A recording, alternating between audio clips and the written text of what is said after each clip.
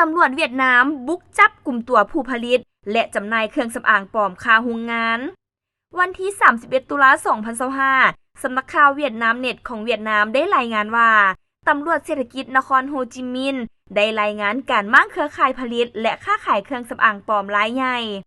ผ่านการลงพื้นที่และสืบสวนของตำรวจเศรษฐกิจได้พบเห็นห้องห้อยการผลิตเครื่องสำอางปลอมยี่ห้อดังในเวียดนามหลายชนิดอยู่เฮือนเล็กที่20เมืองเตินเต่านครโฮจิมินห์เจ้าของโรงงานผลิตซื้อเท่าเหงียนดึกคานผู้เกี่ยวได้จ้างคนงานจำนวนหนึ่งเพื่อจัดตั้งการผลิตปรุงแต่งหุ่มห่อและนำเครื่องสำอางปลอมออกจำหน่ายสู่ตลาดในหลายตัวเมืองและหลายแขวงทั่วประเทศ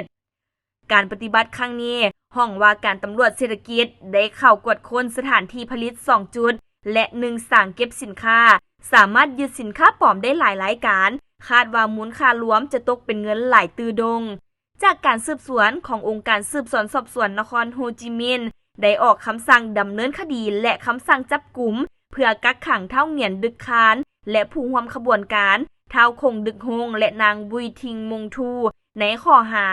การกระทำผิดโดยผลิตและขายสินค้าปลอม